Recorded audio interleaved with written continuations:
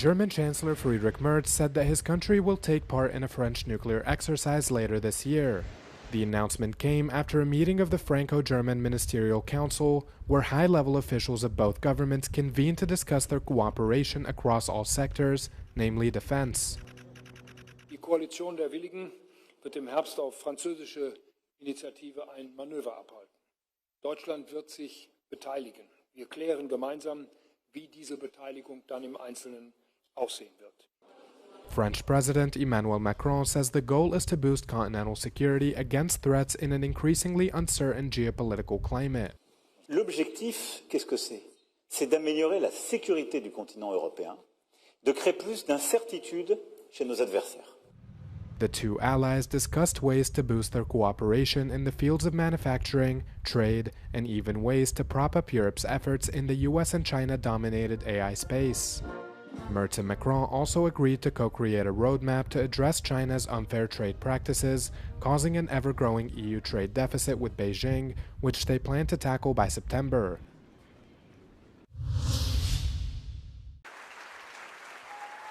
Andy Burnham has been named as the Labour Party's new leader and is set to take over as the UK's 7th Prime Minister in a decade on Monday. Burnham was announced as the new head of the party at a special press conference on Friday. Burnham vowed to sweep changes to British politics and criticised his generation of politicians for not doing enough for working-class people across the UK. We are united, and we put the power that comes from that unity at the service of people and places who have been waiting too long for politics to let them hope again. And that's what we're going to do, everybody. We're going to give them hope back. Burnham has focused on the idea of devolution, pledging to help power flow into other parts of the UK. He also said he would put an end to trickle-down economics and neoliberalism and undertake the largest council house building program since World War II. The Prime Minister. Poland's Conservative President Karol Nawrocki on Friday vetoed a bill to legalize civil partnerships. The legislation had been proposed by Prime Minister Donald Tusk's centrist government ahead of last year's parliamentary elections in Poland. In a statement on social media platform X, Nawrocki said, quote, "Nothing that is a quasi-marriage can count on my support." He added that in his capacity as the guardian of the Constitution, he cannot accept a solution that would lead to the loss of the special status of marriage, which is defined as a union between only man and woman. The bill, first submitted to Parliament last December, aimed to establish a status of the closest person for unmarried partners, including same-sex couples.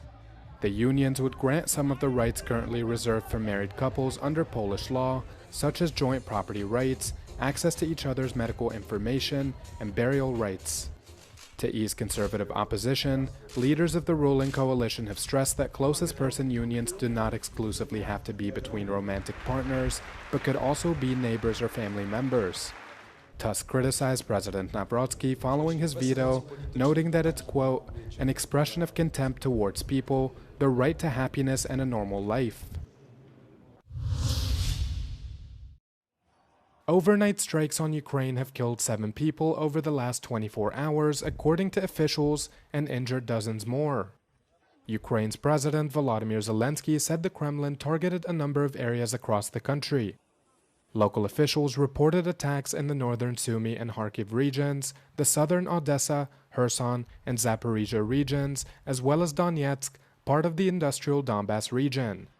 Zelensky says Russia fired more than 130 strike drones, most of which were intercepted, and 8 missiles across the border into the early hours of Friday. The strikes targeted civilian areas as well as energy infrastructure, causing power outages in several regions. Meanwhile, Kyiv has been conducting strikes of its own targeting Russia's energy sector, which it says has been the financial arm of Moscow's war. The Russian Defense Ministry says its forces intercepted 243 drones fired from Ukraine early on Friday, targeting oil facilities and energy grids.